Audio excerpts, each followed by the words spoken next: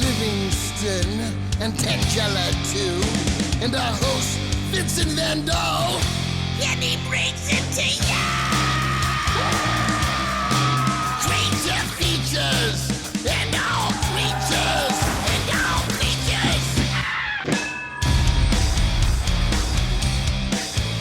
and the creature gonna get you tonight.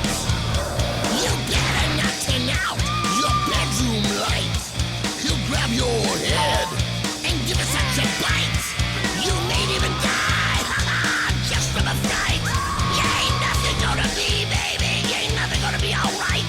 'Cause the creature gonna get you, baby. Gonna get you tonight.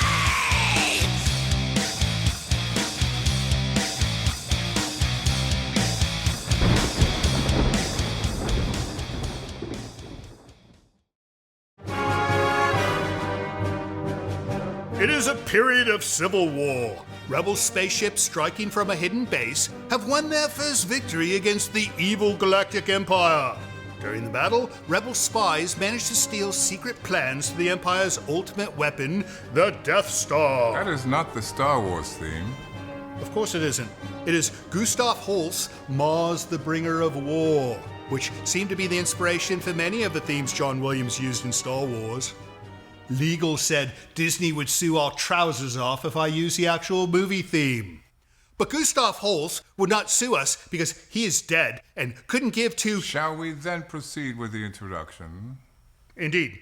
Welcome to Creature Features. I'm your host, Vincent Van Dahl. With me is my dutifully dedicated majordomo of Polter Mansion, the musically observant intruder of introductory diatribes, the dashing Mr. Livingston. And over to this side, cradling a bundle of dynamite that, in the spirit of safety, has not yet been wired for detonation, is the delicate and dainty lady of the manor, the lovely Miss Tangela.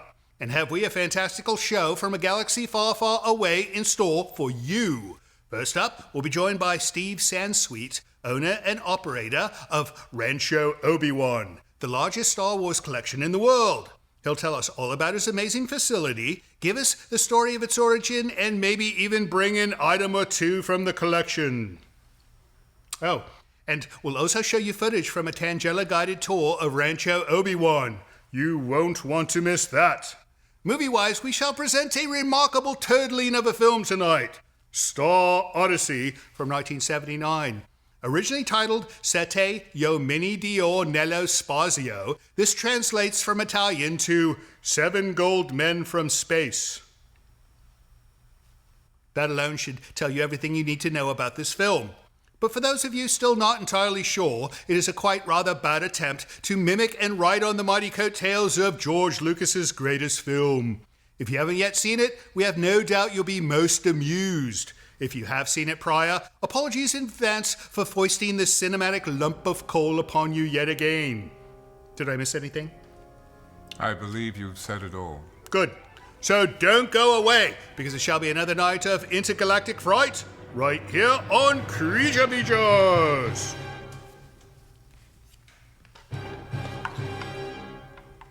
Stay tuned.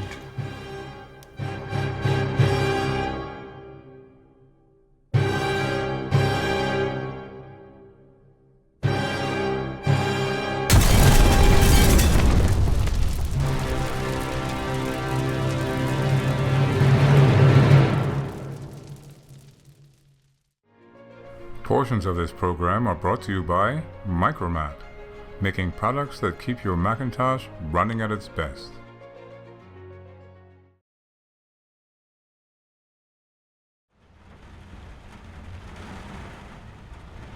This brief moment of tranquility has been brought to you by Nightscape.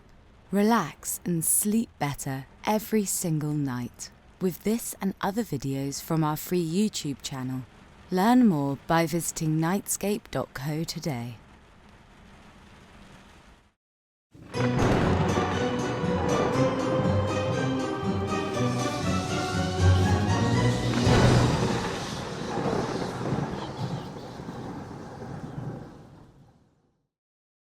Welcome to Creature Features. It's Saturday night. And we've got quite a.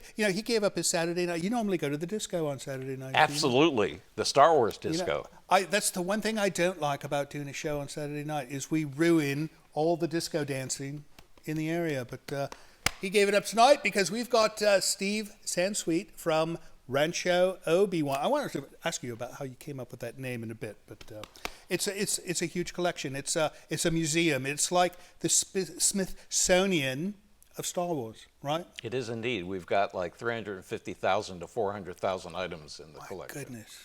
Guinness World Record. You must have a computed database that uses a very large hard drive to keep track of all Indeed. this. My goodness. But you probably remember them all. You probably remember everything. I right? remember a lot visually. There's some things that still trick me, and I Right. buy duplicates of, Oh, or I no. insist, I don't have that. I have to buy it on eBay, and somebody Oh my says, goodness. check first. Right. That's a smart move. Anyways, he's got the greatest collection of Star Wars stuff in the world, both things that other people can buy and things that nobody has seen or known about before, like props. We took a visit there on, was it Sunday? And we took Tangela, and she did a little video. Came out wonderful. You have to stay till the end of the show, though, to see it, because that's going to be fun. You can see the inside of the place and everything. But we're going to talk to Steve about his wonderful facility, and we're going to watch this film, Star Odyssey. And you haven't seen it either. I have not. No, so I've seen this film only in pieces. And all you have to do is see a tiny piece to know you don't want to see the rest. It's that bad. It is. No, I would not lie. So why are you wearing it? The reason why we're running it is because it is the only movie in our library which was anything related to Star Wars. There were a lot of similar movies that came Right. out in that time period. Yes.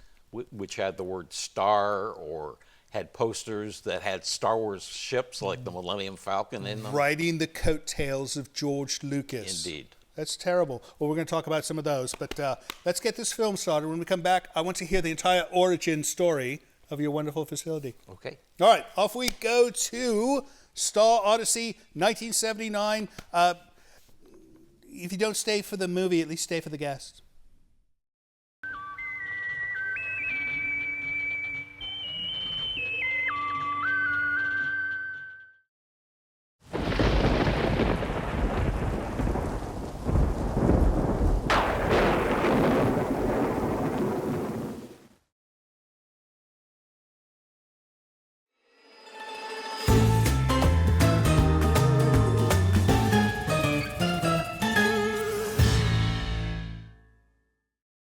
I don't know what to make of this. I mean, we should have just spent the money and bought Star Wars, right? No, that's a movie we should be showing tonight. Is Star Wars, not this. So there's an evil man in the galaxy, and he's attacking Earth, and they sent Hollywood, a bloke named Hollywood. Makes sense to me. I would never send a bloke named Hollywood to save the Earth. That would be ridiculous. No, you send actual warriors, not like party goers. Anyways, welcome back to the show. We are watching Star Odyssey, blah, blah, blah. But we are joined by Steve Sansweet, and he's got the largest Star Wars collection in the universe, right? In the galaxy. No, I think in the entire universe. Which is bigger, the galaxy or The the universe is all You're right. galaxies. You're right. Many galaxies. So in a galaxy far, far away, and even in this galaxy, he has the largest Star Wars collection. So I must ask, how did you get into all this? Well, I grew up being a collector. Baseball cards when I was a kid, comic books, bottle caps, Dixie cup lids of ice cream, Right. movie stars. I bet your mother loved that. No, she said she would always say, "Who does this Right. junk?" Right. Well, she used a different word. Right. So I saw Star Wars. Before I saw Star Wars, I started collecting Japanese space toys, robots and rocket ships, because I loved science fiction and Right. fantasy growing up. Right. Read a lot of books. Star Wars came out. I saw it on the back lot of 20th Century Fox 10 days before it opened because I was a journalist in Los Angeles working for the Wall Street Journal and got blown away. And I walked up to the guy who took my advance ticket and said, "Could I have that?" So I got something for my collection. Right. Still have it. That was the beginning of your collection. Well, there was actually one item that was before that, a promotional brochure that they sent to movie theaters and to journalists to try to get them to book Star Wars. I remember this. This was a nice slick thing that they put out, right? Lots of color photos and descriptions of the characters. And it came to the reporter at the Wall Street Journal office in LA who covered the movie business. He looked at it, he threw it away. When he left for the day, I tiptoed over to the trash can. And that was my first dumpster diving for Star Wars, but not the last. I remember those. You know, I received one of those from a friend, and he said, "Oh, my friend at the press gave it to me." And you know, what's something like that worth today? A lot of money, right? That original press. Several $100s at least. At least, right? And that's amazing. So that was the beginning, but you still did many things before, and then you went to work for George.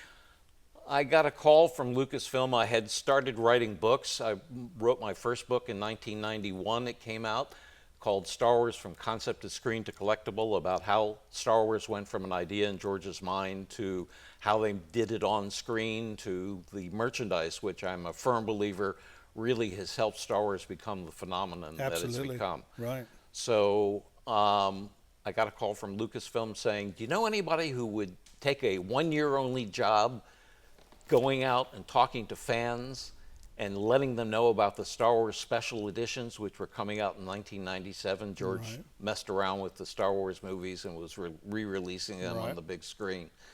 And I said, let's talk. And I left my job after 26 years at the Wall Street Journal and went to Lucasfilm for a guaranteed one-year-only job, and they just forgot to fire me for 15 years. 15 years.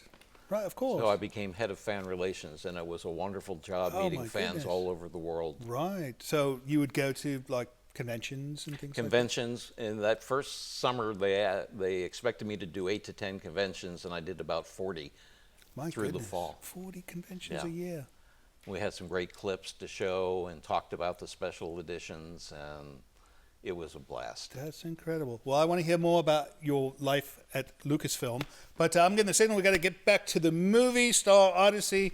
What do you think's going to happen next? Something good? Maybe Hollywood can get... That would be nice. That would be nice. But then we'd have to like talk the rest of the night because the movie would be okay. over. So I suppose that won't happen. Stick around. We will be back soon with Mr. Steve Sansweet after Star Odyssey. See you on the other side of the break.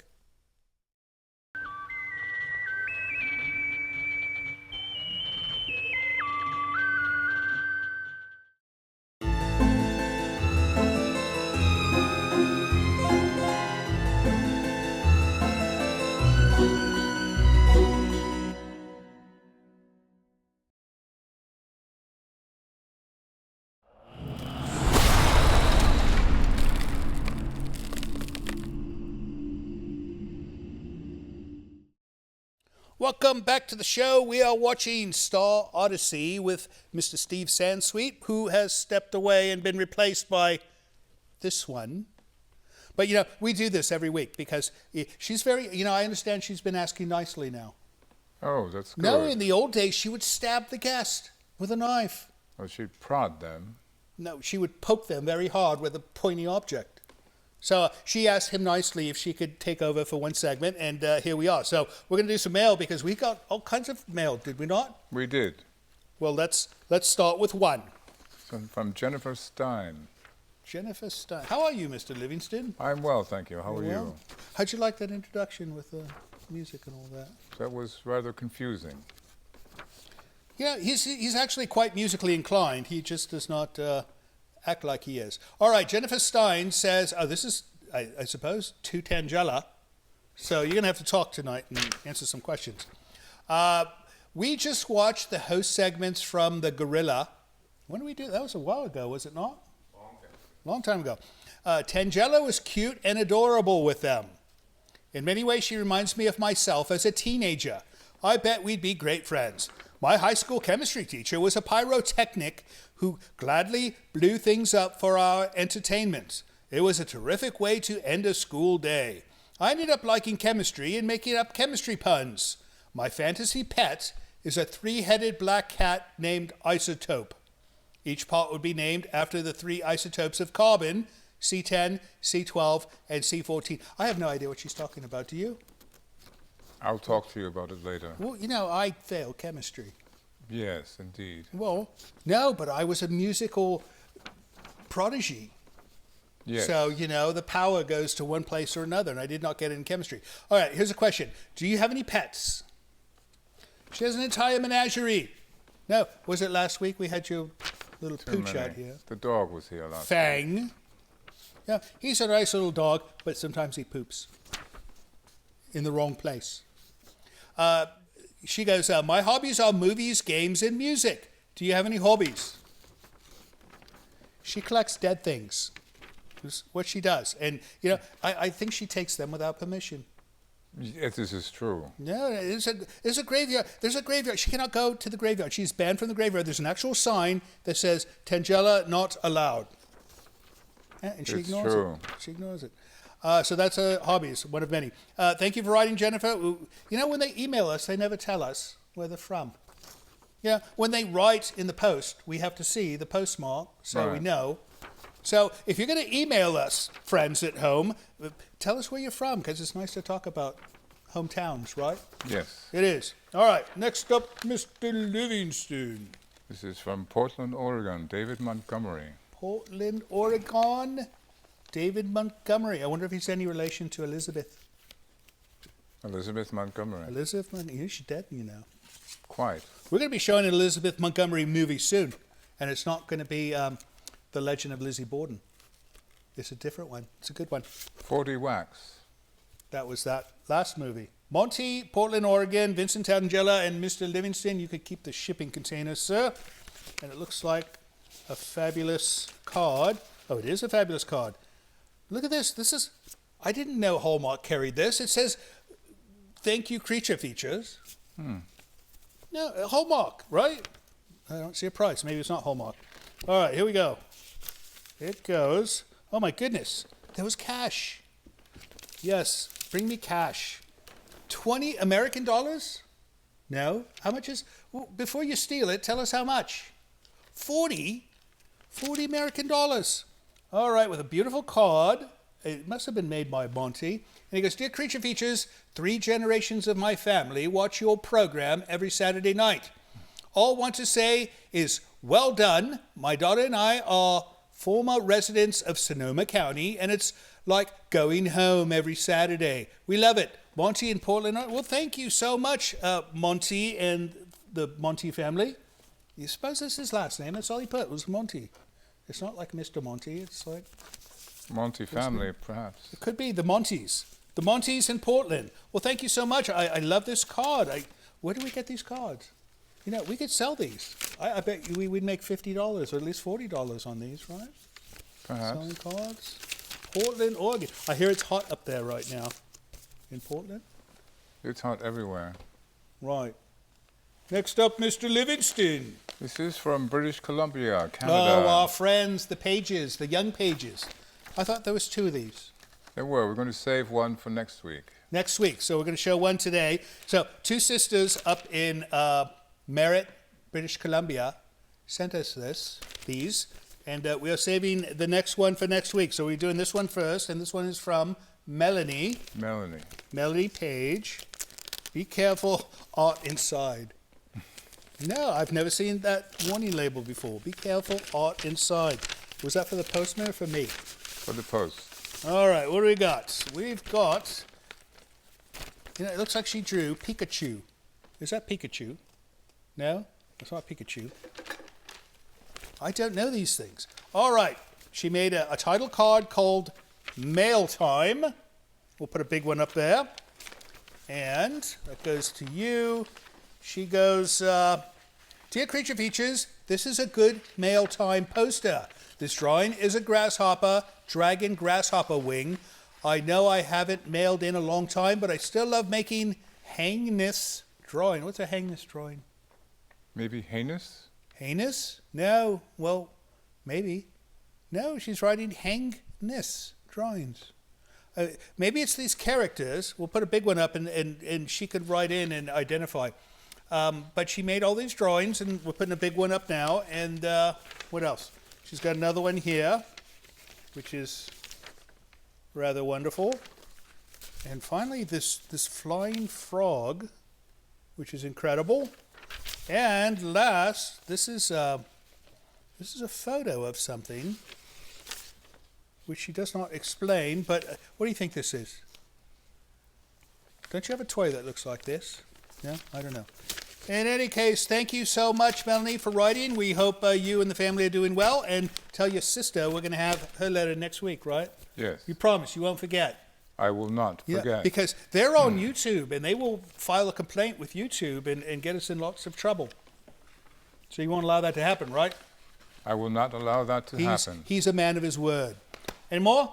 That's it? That is it for mail. If you'd like to send us email of your own, send it to this address here, but include your city, please. Or if you'd like to send us hand-drawn photos, like our small friend Melanie Page up in British Columbia, send it to this address here. We'll be right back with Steve from Rancho Obi-Wan, but first let's get back to Star Odyssey, 1979.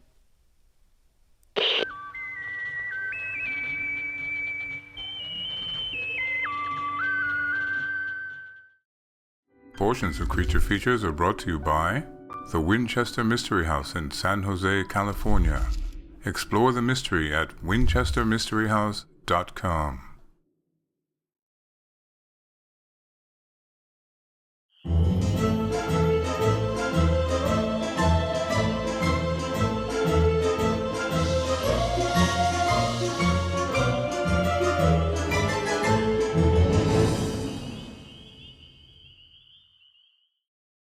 Welcome back to Creature Features, watching Star Odyssey with our friend Steve Sansweet from Rancho Obi-Wan.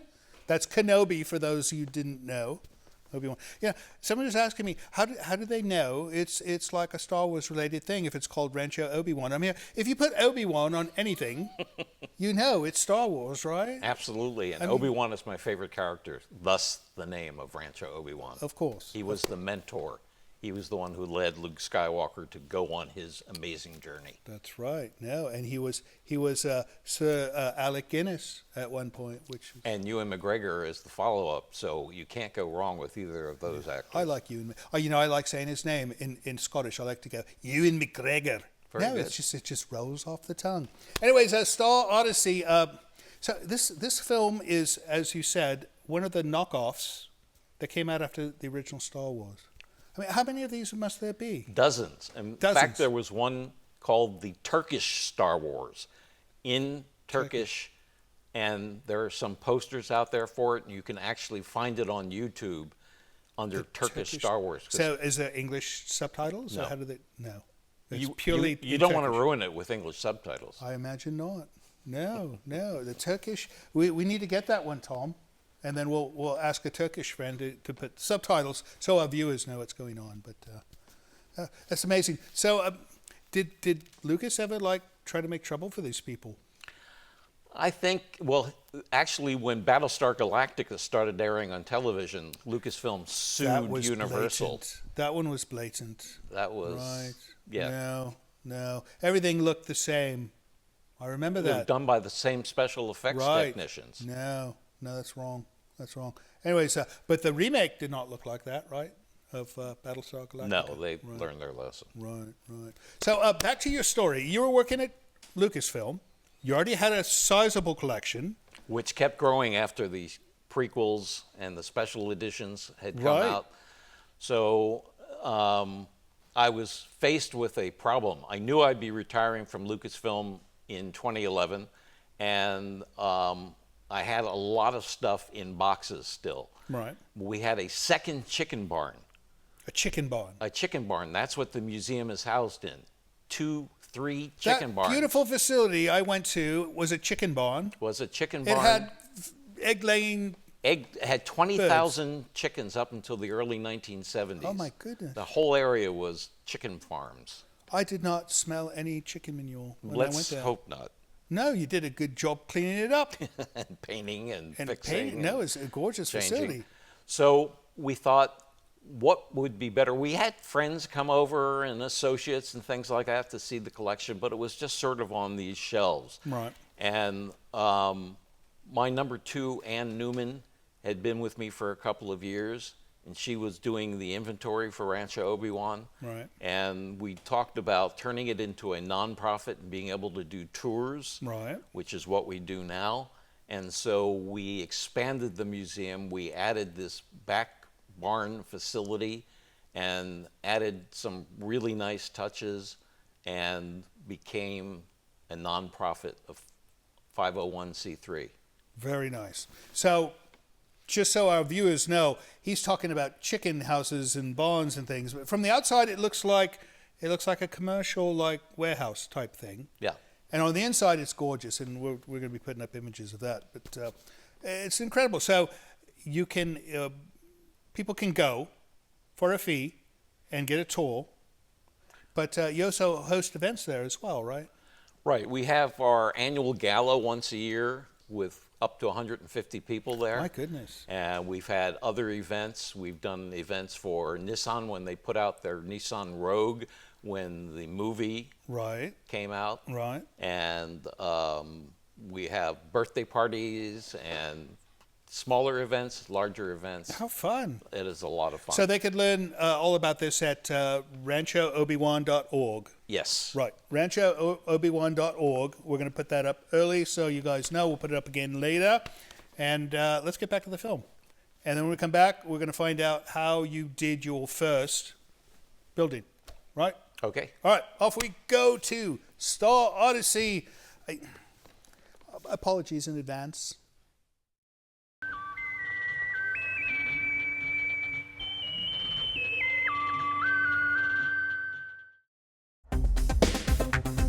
Hi, this is Don from Maxwell, New Mexico. I only recently discovered your channel, and I'm delighted. It's so bad it's good, if that makes sense. A little gal, you need to show her without all that makeup on. I think she's the star there. Okay, my friend. Good job.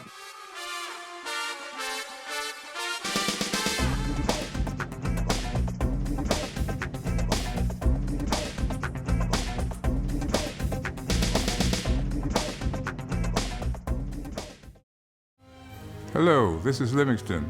Apparently, one of my newly acquired domestic duties is to request help for our show financially by asking you to visit our Patreon page. Your generosity will help keep Creature Features on the air, which I'm not entirely sure is a good thing. However, with only a few dollars a month from you, your kindness will allow us to continue creating new programming each week, which apparently some of you curiously enjoy. And should you have the desire to give even more, you might even receive a gift from Miss Tangela. I think not.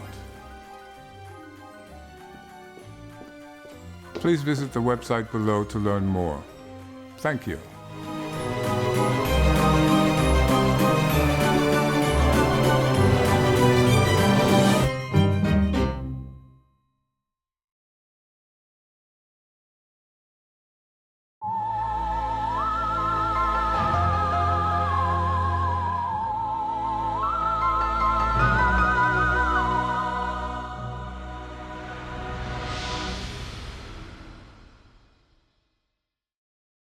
You really think that's what it is, a 55-gallon drum? It was a 55-gallon drum.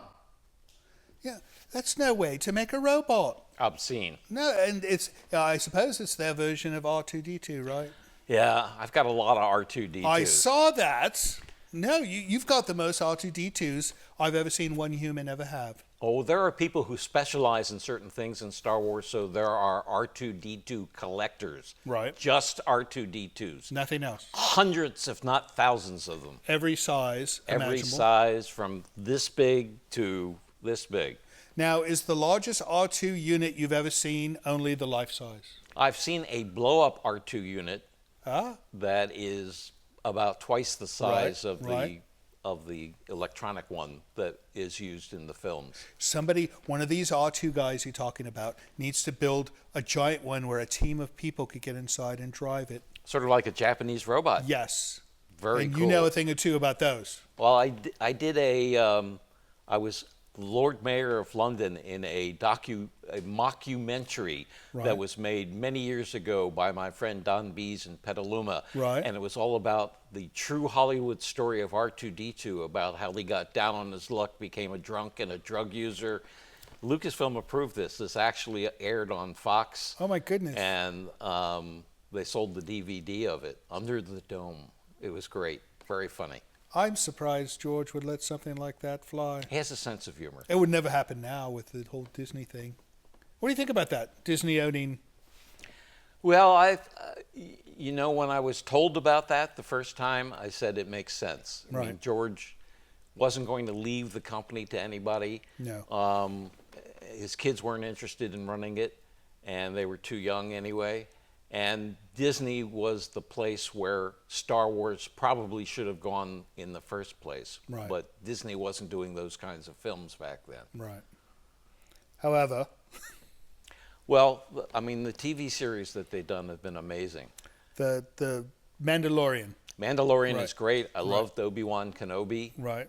And there are some of the animated series, like the Clone Wars series, has been spectacular. Right. George worked on that with the director Dave Filoni, who is now working with Jon Favreau doing the other series. Right. So it's come full circle. They're still getting their feet wet, I think, with the films. They're still trying to get it There's right. There's a lot of differences in the fan community about the quality of the films, the sequels. Right. And so I think they're going to go back and they're going to make independent films, not a trilogy. The Skywalker story is finished, so these will be new characters, new aliens, new planets. Right. It'll be interesting. And then from that point, everybody should be happy with that because it's like new. It's not like they're changing something that... or redoing or rebooting. Exactly. You don't want that. Right. So on the collection, all right, so now you're in 3 buildings. How far are you going to go? That's it. We also have an off-site warehouse of 7,000 square feet. Oh, my goodness. Which is full. It's full, 7,000 square feet. So what goes there? How do you decide what goes? Excuse me a second. The mansion has a lot of space. Do you have any storage For a Star areas? Wars collection, yes, if it's good stuff. If you bring the good stuff, like you had a speeder outside of your front door. Yeah, it's sort of What's the story on that? It's sort of seen. It's the actual base of the speeder was done by ILM guys on their free time for a fan. Oh. And so I inherited that and got some people to fix it up, and it has since been weathered and the windshield has sort of melted. Right. So things outside don't last too long. No, but you know, it's got to look. It makes it look like you operate a Star Wars junkyard, where that is like an old speeder that somebody like decommissioned, and it's now parked in your front yard, and you're going to fix it up one day. If my mother was still with us, she would say that the inside of the museum was a Star Wars junkyard. No, the inside is pristine. The inside is pristine. The outside, he's got. And what's the other thing? It was like a ride. It was a bootleg X-wing fighter from a carnival back in the 80s. Oh, is that what it was? Yeah. Oh my goodness. Found it on eBay. Incredible. You never know what you're going to find on eBay. That's right. Well, you never know what you're going to find on Creature Features like this film, which we have to get back to. But when we come back, let's find out what you are doing next as far as adventures in the world of collecting. And right now we got to get back to this Star Odyssey thing, but hopefully it'll end soon, right? Right, Tom? It will. Soon. All right. See you on the other side of the break.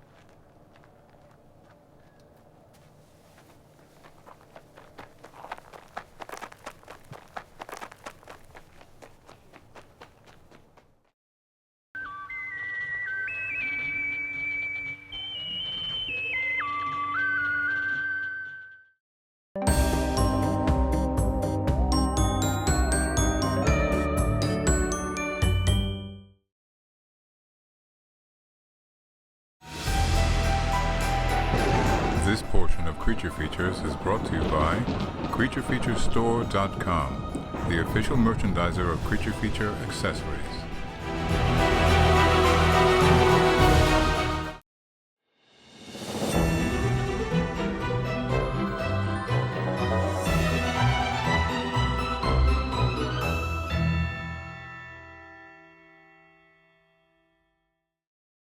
I'm confused, Steve Sansweet from Rancho Obi-Wan. Those are supposed to be lightsabers.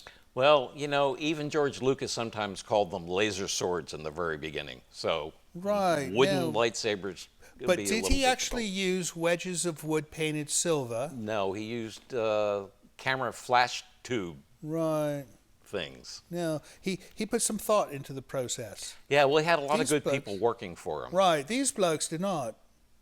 I'm pretty No, sure they the were just people who trying- made this film, I don't think they did any research. I think this film took a long time to make, probably at least 3 weeks. Right. Yes. All right. Well, we're going to be wrapping that one up soon. But your stuff, you as far as collectibles go, you don't just have figurines and things like that. You've got a massive library. We've got a wonderful library with books from 30 countries, books in Braille, all kinds of books from kids' books to young adult books Right. to the novelizations, all kinds of thousands of comic books from, again, all over the world. Right. And magazines, again, worldwide. And then we also have an arcade, where I we saw end that. the tour. Right. So we have the original Star Wars, The Empire Strikes Back, and Return of the Jedi visual games, and we have pinball games. The very first arcade game was from Australia Australia. in 1982. We've got that. The first one was in 1982. It took what, 5 years for somebody to make a video game? Yeah. The video games came out in 1983, Star Wars and Empire, and then in 1984, a year after Jedi, the Jedi game came out. I didn't know it took so long. I suppose back in the 70s, all they had was like Pong, right? You know, That's where it started. there was not a lot of technology back in the 70s for computers. Pong and the Odyssey game from Right. Magnavox. No, I All remember. Those were all fun. Yeah. I mean, it was better than going to an arcade and spending quarters. I wonder if arcades are the same price today. I doubt it. You think it's like $1 a shot to play a game? Or more. Oh my goodness. No, that's ridiculous. And I thought a quarter our was a games lot. our games are all set on free play at Rancho. Of course, because he's got the key to the coin box. Yes, I do. Right. That's incredible. Well, what do you say we wrap up this film, and then when we come back, we're going to find out what you're doing next. Okay. All right, off we go to the end of Star Odyssey, and it couldn't come soon enough.